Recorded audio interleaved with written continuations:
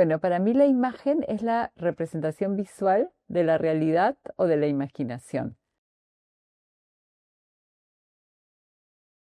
Para mí lo más importante cuando quiero fotografiar, lo primero que pienso, bueno, la luz es preponderante y siempre soy una fanática de la luz natural. Y la composición para mí es algo ya innato, como que está en mi cerebro y cuando estudié fotografía el profesor siempre nos hizo, mi último profesor sobre todo, pensar mucho en la composición de la pintura flamenca. Entonces para mí es la naturaleza muerta y como que ya me viene de inmediato a la cabeza, ya casi no lo pienso. Entonces, si veo unos niños jugando en el mar, en las olas del mar, siempre voy a pensar en la composición de un bodegón flamenco. Es una locura, pero eso es lo que me pasa, ¿no?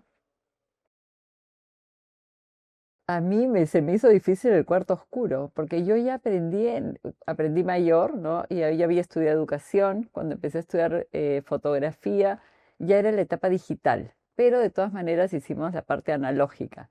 Y en la parte del cuarto oscuro, que fue preciosa, porque la verdad que cuando saqué la primera foto ¿no? de los químicos, digámoslo así, sentía que era como que hubieses tenido un bebé, o sea, era como sentir a la hora que vi a mis hijos al nacer, ¿no?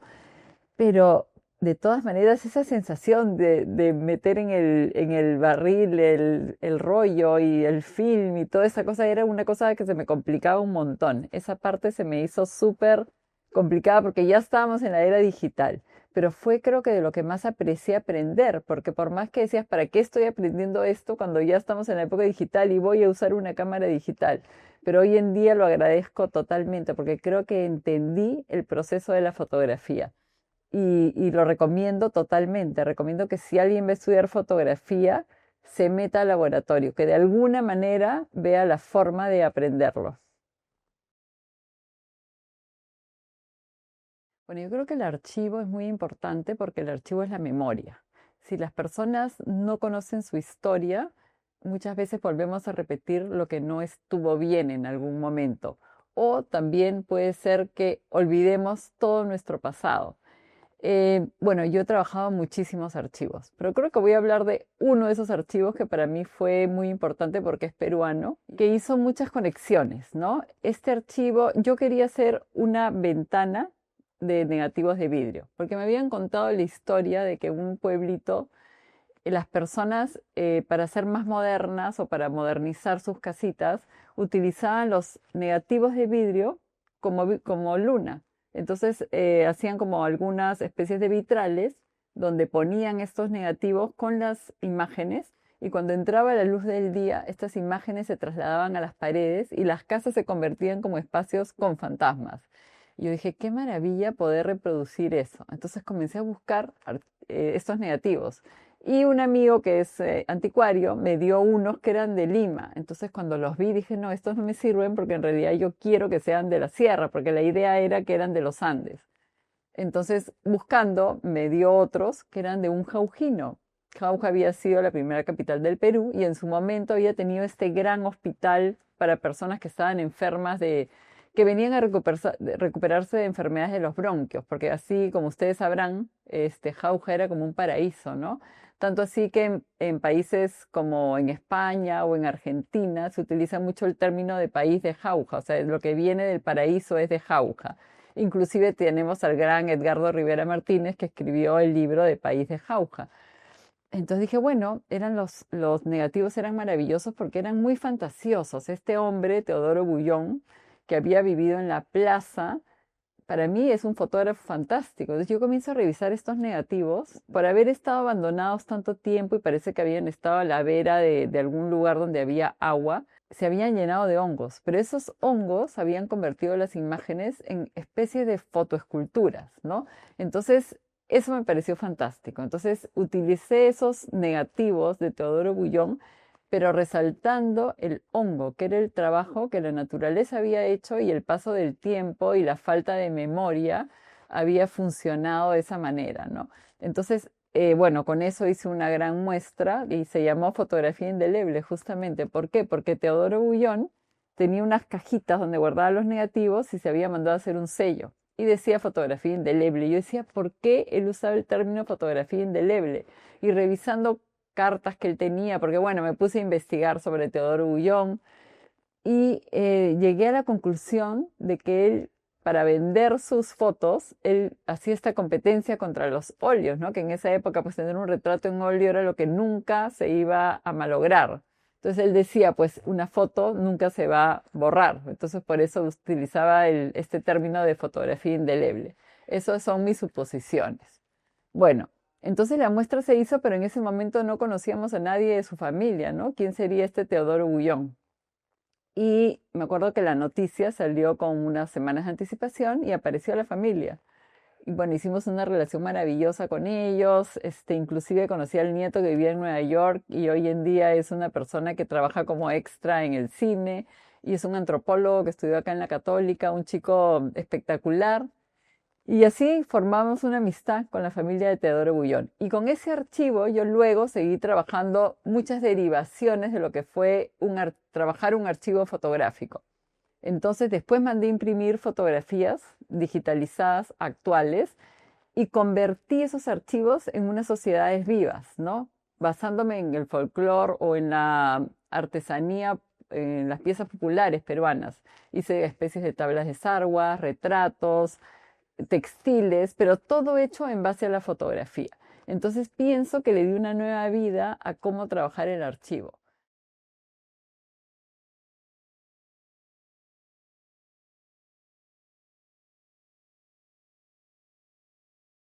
Sí, yo creo que tiene mucho que ver y tiene mucha relación mi escritura con mi fotografía, porque en ambos estoy creando imágenes. Si tú lees mis libros, lo vas a sentir que es una seguidilla de imágenes. Lo que más hago es, y además tienes muchas sensaciones, ¿no? Eso es una escritura que tiene mucho que ver con la descripción, con los olores, con las imágenes, todo el tiempo te vas a sentir como una película. Entonces, cuando yo empiezo con esto, empiezo porque quería hacer guiones para videos. Y bueno, terminé haciendo un libro porque en ese taller de escritura estaba el editor de Planeta y al yo leer el cuento que había hecho me dice, ¿no? ¿Por qué no hacemos un libro? Mándate a escribirlo. Y yo dije, no, ¿cómo voy a hacer un libro? Nunca he escrito. Pero me dijo, no, no, vamos con tiempo, vamos avanzando, escribiendo y así fue. Y la verdad es que me encantó, me parece una forma también de expresarte, ¿no?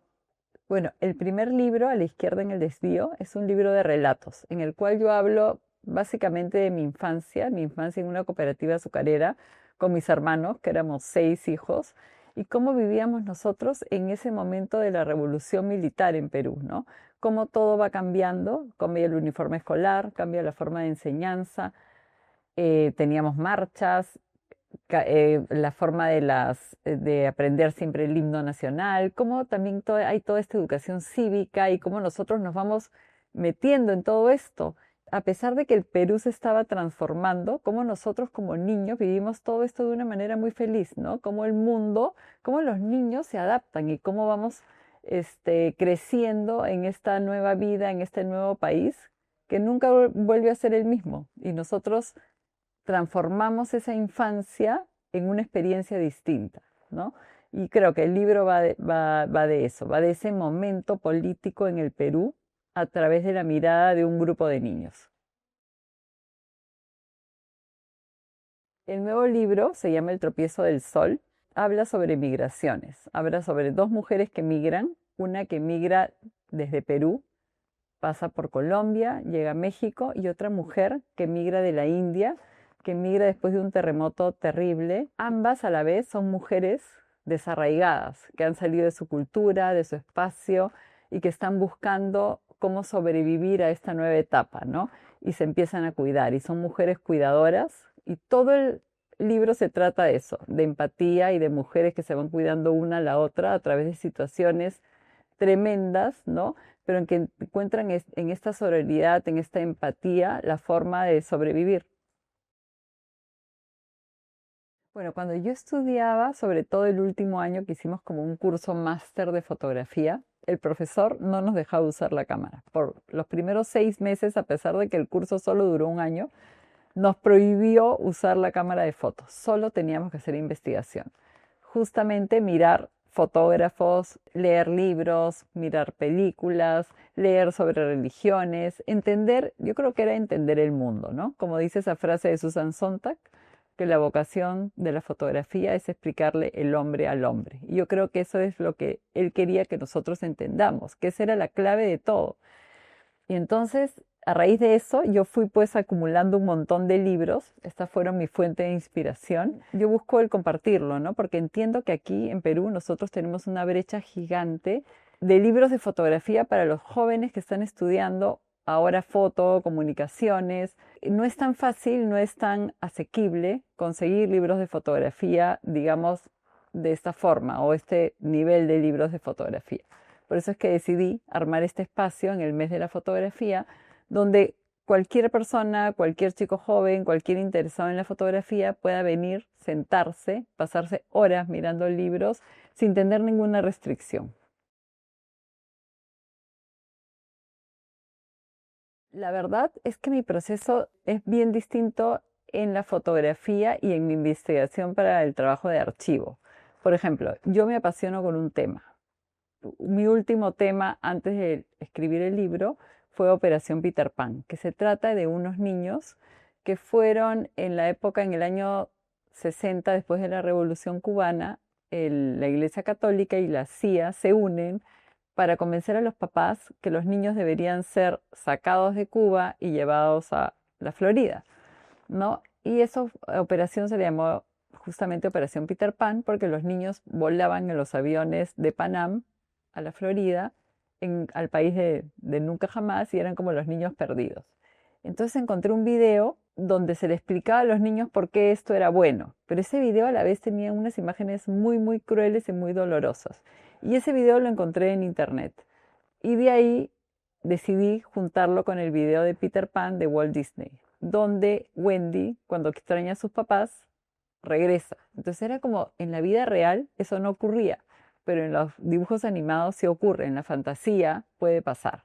Entonces a mí, cuando me apasiona algo, hago una investigación en archivos, justamente. Voy a los archivos, a todos lados. O sea, me interesa y me meto a profundidad. Y de ahí hago como estas conexiones, ¿no? ¿Por qué ese título Peter Pan? ¿Por qué? ¿A qué se refiere ponerle Peter Pan? ¿Es una burla? ¿Es una ironía? ¿Por qué le pusieron Peter Pan? ¿De qué estamos hablando? ¿No? En la literatura, por ejemplo, yo quería escribir sobre migraciones. Obviamente es una historia que yo conocía porque es parte de mi vida. Yo viví en México, pero también tenía que investigar, tenía que saber las fechas, los momentos, cómo una persona de la India migra hasta México, cuál es el recorrido, cómo puede llegar, cómo entra a Nicaragua, no necesitan visa porque Nicaragua antes fue una colonia inglesa igual que la India y cosas así, detalles que necesitan una investigación muy profunda, ¿no? Yo creo que todo tiene que tener una base realmente de investigación, nada puede ser tan al azar, ¿no? A veces las imágenes no, las imágenes están ya en tu cabeza, o sea, por ejemplo, tengo la muestra de las monjas que puse el año pasado justamente en el Centro Cultural Inca Garcilaso, donde las monjas caminaban a la orilla del mar y yo las iba siguiendo y las iba mirando y yo iba componiendo en mi cabeza las fotos. Entonces eso sí fue más una casualidad. Las vi, las seguí y hice la composición. La luz y todo eso ya estaba más dentro de mí, ¿no? Por mis referentes, pero no estaba usando esos referentes externos en ese momento, ya los tenía interiorizados.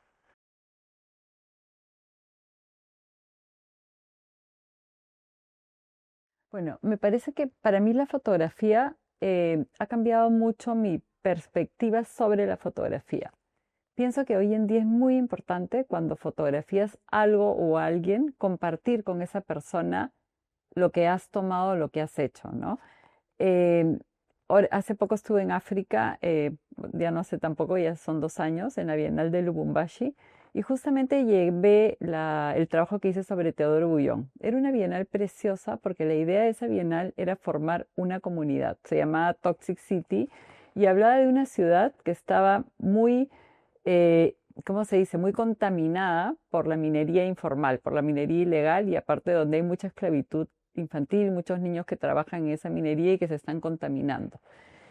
Y entonces yo llevé estas fotos, hice con los niños un fotomontaje donde mezclamos las fotos del África de ellos con las fotos del Perú y generamos como este fotomontaje de estas dos culturas, ¿no? Yo creo que trabajar en ese colegio y, que ellos aprendan de lo que era nuestra cultura y mezclarla con la de ellos y generar todo este collage enorme que pusimos dentro de su salón de clases y fue una cosa que quedó para ellos, fue mucho más importante que si yo solamente hubiese llevado mi trabajo y lo hubiésemos puesto en la pared del museo como lo hicimos, que también llevé un trabajo y lo pusimos.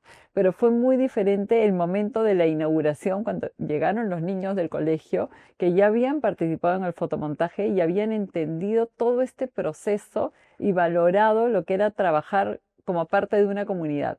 Creo que hoy en día el trabajo del artista ya no es solamente ser tú como un artista y como tu propia obra, sino que tu obra ya debe convertirse en un generador de un espacio para los demás también, ¿no? Como esto, justamente, como un acto performativo, donde la comunidad pasa a ser un ente muy importante de tu obra también, que sin el espectador, digamos, la obra no tiene tanto sentido.